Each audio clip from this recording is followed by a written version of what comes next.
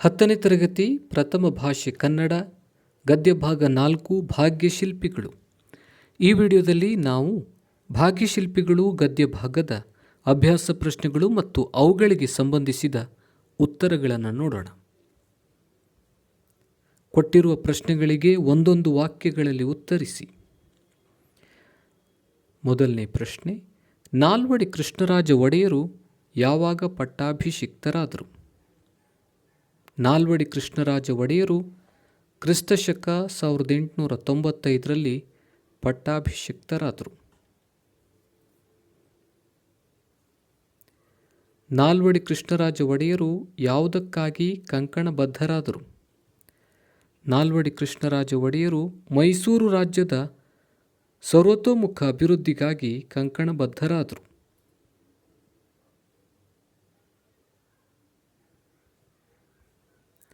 Asia ಖಂಡದಲ್ಲಿಯೇ ಮೊದಲು ಪ್ರಾರಂಭಿಸಿದ ಜಲವಿದ್ಯುತ್ ಯೋಜನೆ ಯಾವುದು?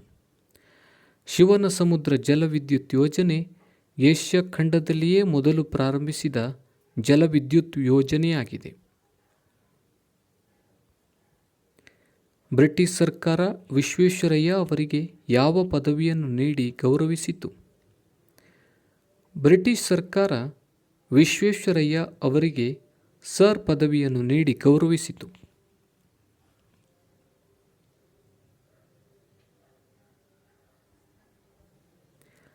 ವಿಶ್ವೇಶ್ವರಯ್ಯ ಅವರನ್ನು ದಿವಾನರಾಗಿ ನೇಮಿಸಿದವರು ಯಾರು?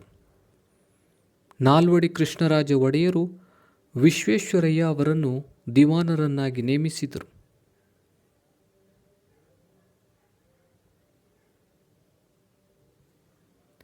ವಿಶ್ವೇಶ್ವರಯ್ಯ ಅವರ ಹುಟ್ಟುಹಬ್ಬದ ನೆನಪಿಗಾಗಿ ಯಾವ ದಿನಾಚರಣೆಯನ್ನು ಮಾಡಲಾಗುತ್ತಿದೆ? ವಿಶ್ವೇಶ್ವರಯ್ಯ ಅವರ ಹುಟ್ಟುಹಬ್ಬದ ನೆನಪಿಗಾಗಿ ಇಂಜಿನಿಯರ್ಸ್ ದಿನಾಚರಣೆಯನ್ನು ಮಾಡಲಾಗುತ್ತಿದೆ.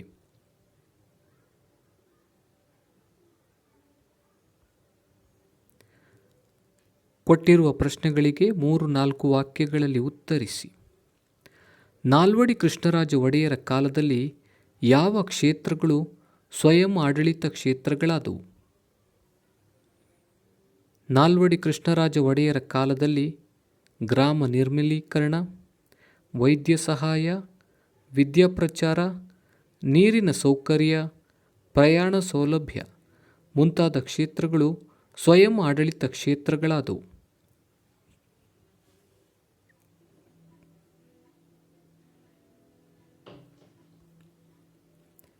ನಾಲ್ವಡಿ ಕೃಷ್ಣರಾಜ ಒಡೆಯರ ಕಾಲದಲ್ಲಿ ಯಾವ ನೀರಾವರಿ ಯೋಜನೆಗಳು ಕಾರ್ಯರೂಪಕ್ಕೆ ಬಂದವು? ನಾಲ್ವಡಿ ಕೃಷ್ಣರಾಜ ಒಡೆಯರ ಕಾಲದಲ್ಲಿ 1900ರಲ್ಲಿ ಶಿವನ ಸಮುದ್ರದ ಬಳಿ ಕಾವೇರಿ ನದಿ ನೀರಿನಿಂದ ಪ್ರಾರಂಭಿಸಿದ ಶಿವನ ಸಮುದ್ರ ಜಲವಿದ್ಯುತ್ ಯೋಜನೆ, 1907ರಲ್ಲಿ ವಾಣಿ ವಿಲಾಸ ಸಾಗರ ಅಣೆಕಟ್ಟು ಮತ್ತು 1911ರಲ್ಲಿ ಕಾವೇರಿ ನದಿಗೆ ಅಡ್ಡಲಾಗಿ ಕನ್ನಂಬಾಡಿಯಲ್ಲಿ ಕೃಷ್ಣರಾಜ ಸಾಗರ ಅಣೆಕಟ್ಟು ನಿರ್ಮಾಣ ಮುಂತಾದ ವಿದ್ಯುತ್ ಮತ್ತು ನೀರಾವರಿ ಯೋಜನೆಗಳು ಕಾರ್ಯರೂಪಕ್ಕೆ ಬಂದವು.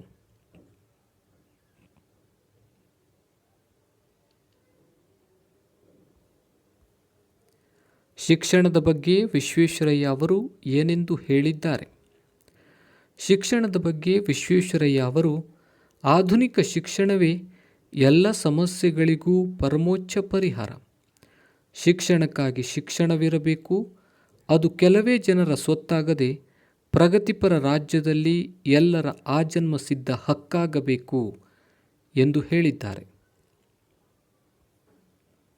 ನೆಹರು ಅವರು ಸರ್ ಎಂ ವಿಶ್ವೇಶ್ವರಯ್ಯ ಅವರ ಬಗ್ಗೆ ಏನೆಂದು ಹೇಳಿದ್ದಾರೆ?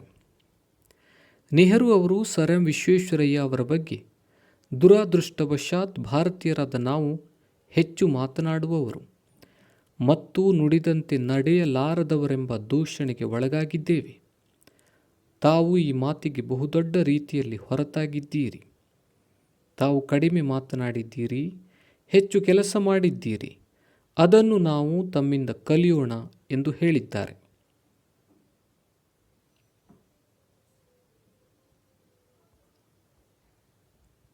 ಹಣಕಾಸು ನೀತಿಯಲ್ಲಿ ವಿಶ್ವೇಶ್ವರಯ್ಯ ಅವರು ಮಾಡಿದ ಮಾರ್ಪಾಡುಗಳಾವು? ವಿಶ್ವೇಶ್ವರಯ್ಯನವರು ಹಣಕಾಸು ನೀತಿಯಲ್ಲಿ ಮಾರ್ಪಾಡು ಮಾಡಲು 1913ರಲ್ಲಿ ಮೈಸೂರು ಬ್ಯಾಂಕನ್ನು ಸ್ಥಾಪಿಸಿದರು. ಕೈಗಾರಿಕೆಗಳ ಅಭಿವೃದ್ಧಿಗೆ ಫೀಡರ್ ಬ್ಯಾಂಕ್ ಹಾಗೂ ಕೈಗಾರಿಕಾ ಹೂಡಿಕೆ ಮತ್ತು ಅಭಿವೃದ್ಧಿ ನಿಧಿಗಳನ್ನು ಸ್ಥಾಪಿಸಿದರು. ಸಾರ್ವಜನಿಕ ಜೀವ ವಿಮಾ ಯೋಜನೆ ಜಾರಿಗೆ ತಂದರು. ರೈತರಿಗೆ ಹಾಗೂ ಕರಕುಶಲ ಕೆಲಸಗಾರರಿಗೆ ಸಾಲದ ಸೌಲಭ್ಯ ನೀಡಲು ಸಹಕಾರಿ ಕ್ಷೇತ್ರವನ್ನು ಬಲವರ್ಧನೆಗೊಳಿಸಿದರು. ಪ್ರಾಂತೀಯ ಸಹಕಾರಿ ಬ್ಯಾಂಕುಗಳನ್ನು ಸ್ಥಾಪಿಸಿದರು. ರಾಜ್ಯದ ಆಸ್ತಿಯನ್ನು ಹೆಚ್ಚಿಸಿ ಆದಾಯ ತರುವುದರ ಮೂಲಕ ಅಭಿವೃದ್ಧಿ ಕಾರ್ಯಗಳ ಪ್ರಭಾವವನ್ನು ಅಳೆಯಲು ಅನುಕೂಲವಾಗುವಂತೆ ಆಯವ್ಯಯದಲ್ಲಿ ಹೊಸ ದೃಷ್ಟಿಕೋನವನ್ನು ಕಂಡುಕೊಂಡರು.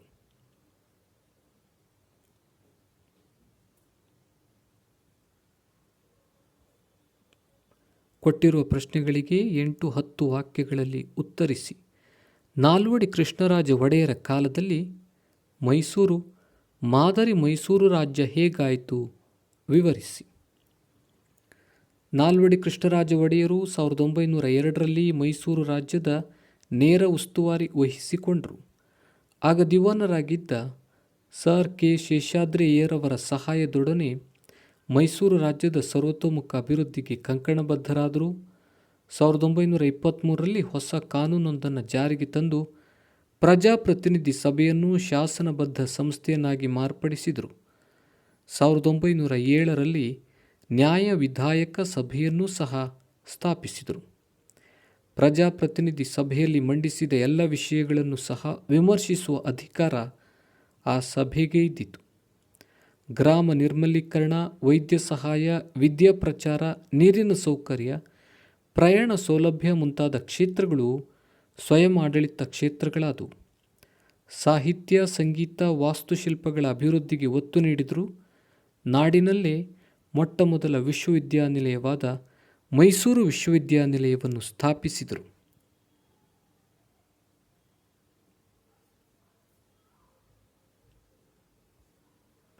ಬೆಂಗಳೂರಿನಲ್ಲಿ ಕನ್ನಡ ಸಾಹಿತ್ಯ ಪರಿಷತ್, ಮೈಸೂರು ಬ್ಯಾಂಕಿನ ಸ್ಥಾಪನೆ ಮಾಡಲಾಯಿತು. ಉಚಿತ ಆಸ್ಪತ್ರೆಗಳು ಕಾರ್ಯಾರಂಭ ಮಾಡಿದವು. 1906ರಲ್ಲಿ ಸಹಕಾರ ಸಂಘಗಳನ್ನು ಸ್ಥಾಪಿಸಲಾಯಿತು. ರೈಲು ಯೋಜನೆಗಳನ್ನು ಜಾರಿಗೆ ತಂದರು. ಅಲ್ಲದೆ ಒಡೆಯರ ಕಾಲದಲ್ಲಿ ಶಿವನಸಮುದ್ರ ಜಲವಿದ್ಯುತ್ ಯೋಜನೆ, ವಾಣಿ ವಿಲಾಸಸಾಗರ ಅಣೆಕಟ್ಟು ಮತ್ತು ಕನ್ನಂಬಾಡಿಯಲ್ಲಿ ಕೃಷ್ಣರಾಜಸಾಗರ ಅಣೆಕಟ್ಟು ನಿರ್ಮಾಣ ಮಾಡಿದ್ದರಿಂದ ವಿದ್ಯುತ್ ಮತ್ತು ನೀರಾವರಿ ಯೋಜನೆಗಳು ಕಾರ್ಯರೂಪಕ್ಕೆ ಬಂದವು. ಪ್ರಾಥಮಿಕ ಮತ್ತು ಮಾಧ್ಯಮಿಕ ವಿದ್ಯಾಭ್ಯಾಸವನ್ನು ಉಚಿತ ಮತ್ತು ಕಡ್ಡಾಯವಾಗಿ ಪ್ರಾರಂಭಿಸಲಾಯಿತು.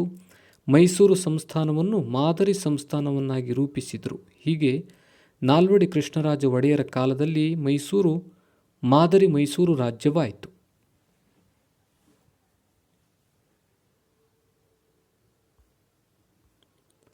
ವಿಶ್ವೇಶ್ವರಯ್ಯ ಅವರು ಮೈಸೂರು ದಿವಾನರಾಗಿ ಸಲ್ಲಿಸಿದ ಸೇವೆಯನ್ನು ಕುರಿತು ಬರೆಯಿರಿ. ಮೈಸೂರು ಸಂಸ್ಥಾನದ ಮಹಾರಾಜರಾಗಿದ್ದ ನಾಲ್ವಡಿ ಕೃಷ್ಣರಾಜ ಒಡೆಯರು ವಿಶ್ವೇಶ್ವರಯ್ಯ ಅವರನ್ನು ದಿವಾನರನ್ನಾಗಿ ನೇಮಿಸಿದರು. ದಿವಾನರಾದ ನಂತರ ಆಡಳಿತದಲ್ಲಿ ಹೊಸ ಮಾದರಿಯನ್ನು ಅನುಷ್ಠಾನಗೊಳಿಸಿ ಕಚೇರಿಯ ಕೆಲಸ ಕಾರ್ಯಗಳಲ್ಲಿ ಸುಧಾರಣೆ ತಂದರು. ದಕ್ಷತೆ ಮತ್ತು ಪ್ರಾಮಾಣಿಕತೆಗೆ ಒತ್ತು ನೀಡಿದರು.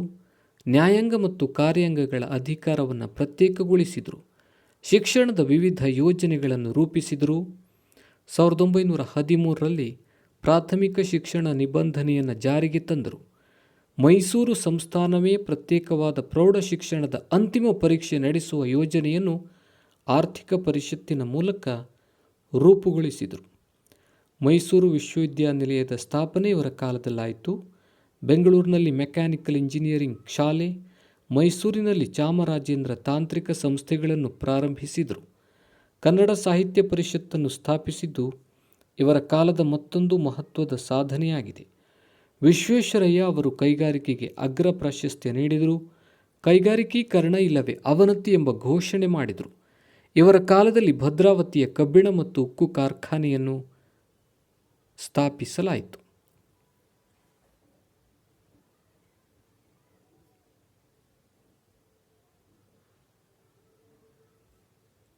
ಇದಲ್ಲದೆ ಹೆಂಚಿನ ಕಾರ್ಖಾನೆ, ಮೂಳೆ ಮತ್ತು ಗೊಬ್ಬರ ತಯಾರಿಕಾ ಸ್ಥಾವರ, ಸಕ್ಕರೆ ಕಾರ್ಖಾನೆ, ಔಷಧ ತಯಾರಿಕಾ ಘಟಕ, ಗಂಧದ ಎಣ್ಣೆ, ಬೆಂಕಿ ಕಡ್ಡಿ ಹಾಗೂ ಕಾಗದದ ಕಾರ್ಖಾನೆಗಳು ಸ್ಥಾಪಿತವಾದವು.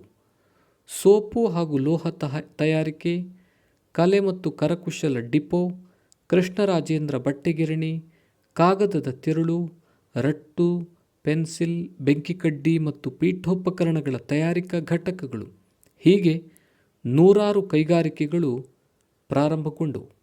1913ರಲ್ಲಿ ಮೈಸೂರು ಬ್ಯಾಂಕನ್ನು ಸ್ಥಾಪಿಸಿದರು.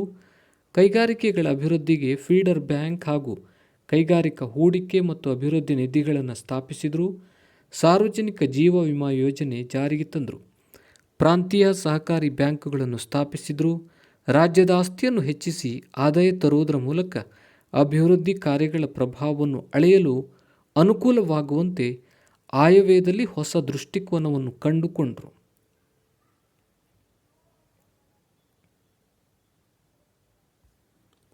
ಶಿಕ್ಷಣ ಕ್ಷೇತ್ರಕ್ಕೆ ವಿಶ್ವೇಶ್ವರಯ್ಯ ಅವರು ಸಲ್ಲಿಸಿದ ಕೊಡುಗೆಯನ್ನು ತಿಳಿಸಿ. ವಿಶ್ವೇಶ್ವರಯ್ಯ ಅವರು ಆಧುನಿಕ ಶಿಕ್ಷಣವೇ ಎಲ್ಲ ಸಮಸ್ಯೆಗಳಿಗೂ ಪರಮೋಚ್ಚ ಪರಿಹಾರ, ಶಿಕ್ಷಣವು ಸಂಜೀವಿನಿ ಎಂಬುದನ್ನು ಅರಿತು ಶಿಕ್ಷಣಕ್ಕಾಗಿ ಶಿಕ್ಷಣವಿರಬೇಕು, ಅದು ಕೆಲವೇ ಜನರ ಸೊತ್ತಾಗದೆ ಪ್ರಗತಿಪರ ರಾಜ್ಯದಲ್ಲಿ ಎಲ್ಲರ ಆಜನ್ಮ ಸಿದ್ಧ ಹಕ್ಕಾಗಬೇಕು ಎಂದು ಹೇಳಿದ್ದಾರೆ. ಅದಕ್ಕಾಗಿ ಅವರು ಶಿಕ್ಷಣದ ವಿವಿಧ ಯೋಜನೆಗಳನ್ನು ರೂಪಿಸಿದರು. 1913ರಲ್ಲಿ ಪ್ರಾಥಮಿಕ ಶಿಕ್ಷಣ ನಿಬಂಧನೆಯನ್ನು ಜಾರಿಗೆ ತಂದರು. ಪ್ರೌಢಶಿಕ್ಷಣ ಶಾಲೆಗಳು ಮದ್ರಾಸ್ ವಿಶ್ವವಿದ್ಯಾನಿಲಯದ ನಿಯಂತ್ರಣಕ್ಕೆ ಒಳಪಟ್ಟಿದ್ದವು. ಇದನ್ನು ಬದಲಿಸಿ ಮೈಸೂರು ಸಂಸ್ಥಾನವೇ ಪ್ರತ್ಯೇಕವಾದ ಪ್ರೌಢಶಿಕ್ಷಣದ ಅಂತಿಮ ಪರೀಕ್ಷೆ ನಡೆಸುವ ಯೋಜನೆಯನ್ನು ಆರ್ಥಿಕ ಪರಿಷತ್ತಿನ ಮೂಲಕ ರೂಪುಗೊಳಿಸಿದರು. ಮೈಸೂರು ವಿಶ್ವವಿದ್ಯಾನಿಲಯದ ಸ್ಥಾಪನೆ ಇವರ ಕಾಲದಲ್ಲಾಯಿತು. ತಾಂತ್ರಿಕ ಮತ್ತು ವೃತ್ತಿಪರ ಶಿಕ್ಷಣಕ್ಕೆ ಹೆಚ್ಚಿನ ಆದ್ಯತೆ ನೀಡಿದರು. ಇದಕ್ಕಾಗಿಯೇ ಬೆಂಗಳೂರಿನಲ್ಲಿ ಮೆಕ್ಯಾನಿಕಲ್ ಇಂಜಿನಿಯರಿಂಗ್ ಶಾಲೆ, ಮೈಸೂರಿನಲ್ಲಿ ಚಾಮರಾಜೇಂದ್ರ ತಾಂತ್ರಿಕ ಸಂಸ್ಥೆಗಳನ್ನು ಪ್ರಾರಂಭಿಸಿದರು. ಕನ್ನಡ ಭಾಷೆ ಮತ್ತು ಸಾಹಿತ್ಯಗಳ ಬಗ್ಗೆ ಸಾರ್ವಜನಿಕರಲ್ಲಿ ಉಂಟಾಗಿದ್ದ ಆಸಕ್ತಿಯನ್ನು ಮನಗೊಂಡು ಕನ್ನಡ ಸಾಹಿತ್ಯ ಪರಿಷತ್ತನ್ನು ಸ್ಥಾಪಿಸಿದ್ದು ಇವರ ಕಾಲದ ಮತ್ತೊಂದು ಮಹತ್ವದ ಸಾಧನೆಯಾಗಿದೆ.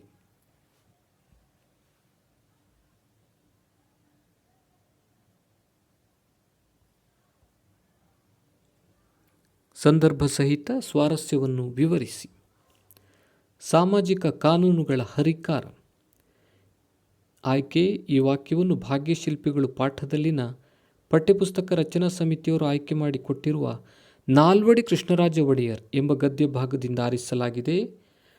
ನಾಲ್ವಡಿ ಕೃಷ್ಣರಾಜ ಒಡೆಯರು ಸಮಾಜದ ಅಭಿವೃದ್ಧಿಗಾಗಿ ಮತ್ತು ಸಾಮಾಜಿಕ ಅನಿಷ್ಟ ಪದ್ಧತಿಗಳನ್ನು ಹೋಗಲಾಡಿಸಲು ಸಹಕಾರಿ ಕಾರ್ಮಿಕ ಪರಿಹಾರ ಕಾಯ್ದೆ, ಮೈಸೂರು ಗ್ರಾಮ ನ್ಯಾಯಾಲಯ ಕಾಯ್ದೆ, ಗ್ರಾಮ ಪಂಚಾಯಿತಿಗಳ ಕಾಯ್ದೆ, ವೈಶ್ಯಾವೃತ್ತಿ ತಡೆಗಟ್ಟುವ ಕಾಯ್ದೆ, ವಿಧವಾ ಮರುವಿವಾಹ ಕಾಯ್ದೆ ಮುಂತಾದ ಕಾನೂನುಗಳನ್ನು ಜಾರಿಗೆ ತಂದು ಮೈಸೂರು ಸಂಸ್ಥಾನವನ್ನು ಮಾದರಿ ಸಂಸ್ಥಾನವನ್ನಾಗಿ ರೂಪಿಸಿದ್ದರಿಂದ ಸಾಮಾಜಿಕ ಕಾನೂನುಗಳ ಹರಿಕಾರ ಎಂದು ಹೆಸರಾದರು.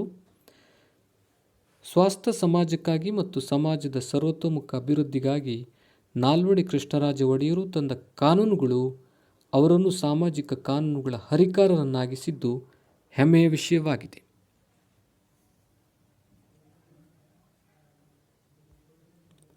ಅವರ ಸಾಧನೆಯ ಕಿರೀಟಕ್ಕೆ ಮತ್ತೊಂದು ಗರಿಯನ್ನು ಸೇರಿಸಿತು.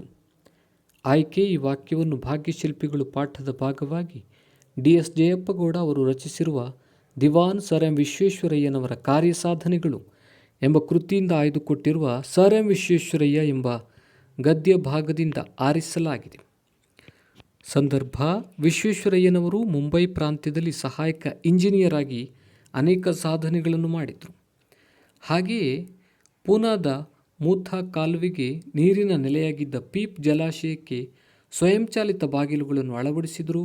ಸ್ವಯಂಚಾಲಿತ ಬಾಗಿಲುಗಳ ಅನ್ವೇಷಣೆ ವಿಶ್ವೇಶ್ವರಯ್ಯ ಅವರ ಸಾಧನೆಯ ಕಿರೀಟಕ್ಕೆ ಮತ್ತೊಂದು ಗರಿಯನ್ನು ಸೇರಿಸಿತು ಎಂದು ಅವರ ಸಾಧನೆಯನ್ನು ಹೊಗಳಿದ ಸಂದರ್ಭವಾಗಿದೆ.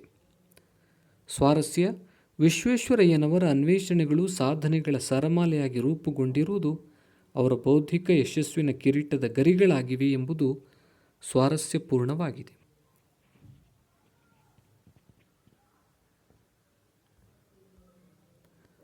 ಆದರ್ಶ ಪುರುಷರೊಬ್ಬರು ದಿವಾನರಾದದ್ದು ಮೈಸೂರು ಸಂಸ್ಥಾನದ ಪುಣ್ಯ ವಿಶೇಷವೇ ಸರಿ. ಈ ವಾಕ್ಯವನ್ನು ಭಾಗ್ಯಶಿಲ್ಪಿಗಳು ಪಾಠದ ಭಾಗವಾಗಿ ಡಿ.ಎಸ್. ಜಯಪ್ಪಗೌಡ ಅವರು ರಚಿಸಿರುವ ದಿವಾನ್ ಸರ್ ಎಂ ವಿಶ್ವೇಶ್ವರಯ್ಯನವರ ಕಾರ್ಯಸಾಧನೆಗಳು ಎಂಬ ಕೃತಿಯಿಂದ ಆಯ್ದುಕೊಟ್ಟಿರುವ ಸರ್ ಎಂ ವಿಶ್ವೇಶ್ವರಯ್ಯ ಎಂಬ ಗದ್ಯ ಭಾಗದಿಂದ ಆರಿಸಲಾಗಿದೆ. ಮೈಸೂರು ಸಂಸ್ಥಾನದ ಮಹಾರಾಜರಾಗಿದ್ದ ನಾಲ್ವಡಿ ಕೃಷ್ಣರಾಜ ಒಡೆಯರ್ ಅವರಿಂದ ದಿವಾನರಾಗಿ ನೇಮಕಗೊಂಡ ವಿಶ್ವೇಶ್ವರಯ್ಯ ಅವರು ಆಡಳಿತದಲ್ಲಿ ಹೊಸ ಮಾದರಿಯನ್ನು ಅನುಷ್ಠಾನಗೊಳಿಸಿದ ಸಂದರ್ಭದಲ್ಲಿ ಜನರು ಈ ರೀತಿ ಹಾಡಿ ಹೊಗಳುತ್ತಾರೆ. ಸ್ವಾರಸ್ಯ: ಮೈಸೂರು ಸಂಸ್ಥಾನದ ದಿವಾನರಾಗಿ ವಿಶ್ವೇಶ್ವರಯ್ಯ ಅವರು ಮಾಡಿದ ಕಾರ್ಯಗಳು ಅಭೂತಪೂರ್ವವಾದವುಗಳಾಗಿದ್ದು, ಅದರ ಲಾಭ ಪಡೆಯುವಂತಾಗಿ ಮೈಸೂರು ಮಾದರಿ ಎನಿಸಿಕೊಂಡಿದ್ದು ಪುಣ್ಯ ವಿಶೇಷವೇ ಸರಿ ಎಂಬುದನ್ನು ಈ ಮಾತಿನಲ್ಲಿ ಬಹು ಸ್ವಾರಸ್ಯಪೂರ್ಣವಾಗಿ ಅಭಿವ್ಯಕ್ತಪಡಿಸಲಾಗಿದೆ.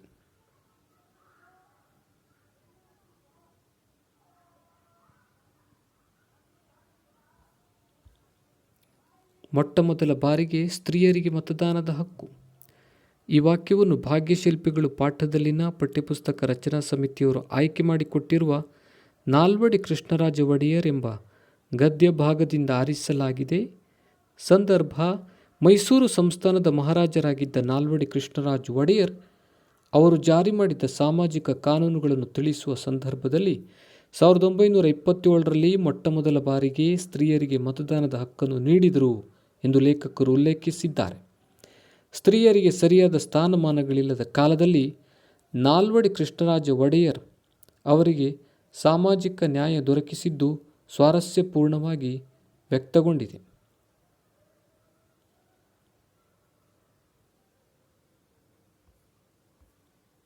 ಬಿಟ್ಟ ಸ್ಥಳಗಳನ್ನು ಸರಿಯಾದ ಪದದಿಂದ ತುಂಬಿರಿ. ನಾಲ್ವಡಿ ಕೃಷ್ಣರಾಜ ಒಡೆಯರ್ ಅವರಿಗೆ ರೀಜೆಂಟರಾಗಿ ಕಾರ್ಯನಿರ್ವಹಿಸಿದವರು ಮಹಾರಾಣಿ ವಾಣಿವಿಲಾಸ ಅಮ್ಮನವರು. 1914ರಲ್ಲಿ ಶಾಲಾ ಪ್ರವೇಶಕ್ಕೆ ಜಾತಿ ಪರಿಗಣನೆಯ ನಿಷೇಧವಾಯಿತು. ವಿಶ್ವೇಶ್ವರಯ್ಯ ಅವರು ಮುಂಬೈ ಪ್ರಾಂತ್ಯದಲ್ಲಿ ಸಹಾಯಕ ಇಂಜಿನಿಯರ್ ಆಗಿ ಸೇವೆ ಪ್ರಾರಂಭಿಸಿದರು. ಮುಂಬೈ ಪ್ರಾಂತ್ಯದ ಗವರ್ನರ್ ಆಗಿದ್ದ ಲಾರ್ಡ್ ಸಂಡ್ ಹರ್ಸ್ಟ್ ಅವರು ವಿಶ್ವೇಶ್ವರಯ್ಯ ಅವರನ್ನು ಮುಕ್ತ ಕಂಠದಿಂದ ಶ್ಲಾಘಿಸಿದರು. ಭಾರತ ಸರ್ಕಾರವು ವಿಶ್ವೇಶ್ವರಯ್ಯನವರಿಗೆ ಭಾರತ ರತ್ನ ಎಂಬ ಪ್ರಶಸ್ತಿಯನ್ನು ನೀಡಿ ಗೌರವಿಸಿತು.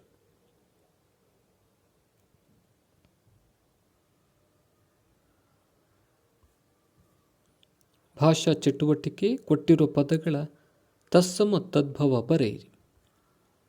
ವಂಶ ಬಂಚ, ಸ್ಥಾನ ತಾಣ, ಯಶ ಜಸ, ಪಟ್ಟಣ ಪತ್ತನ, ಕಾರ್ಯ ಕಜ್ಜ.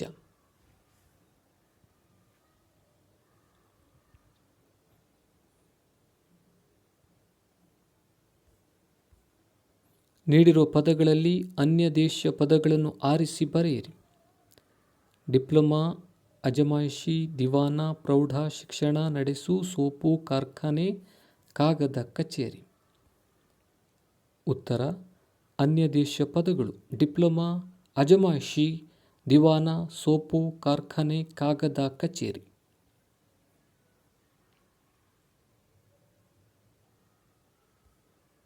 ಕೊಟ್ಟಿರುವ ಗಾದೆಗಳ ಅರ್ಥವನ್ನು ವಿವರಿಸಿ ಬರೆಯಿರಿ. ಕೂಡಿ ಬಾಳಿದರೆ ಸ್ವರ್ಗ ಸುಖ. ಗಾದೆ ವೇದಗಳಿಗೆ ಸಮಾನ. ಗಾದೆ ಹಿರಿಯರು ಮತ್ತು ಜನಪದರ ಜೀವನದ ಅನುಭವದ ನುಡಿಮುತ್ತುಗಳು. ಗಾದೆಗಳು ಆಕಾರದಲ್ಲಿ ವಾಮನನಾದರೂ ಅರ್ಥದಲ್ಲಿ ತ್ರಿವಿಕ್ರಮನಂತೆ. ಈ ಮೇಲಿನ ಕೂಡಿ ಬಾಳಿದರೆ ಸ್ವರ್ಗ ಸುಖ ಎಂಬ ಗಾದೆಯು ಪ್ರಸಿದ್ಧವಾಗಿದೆ.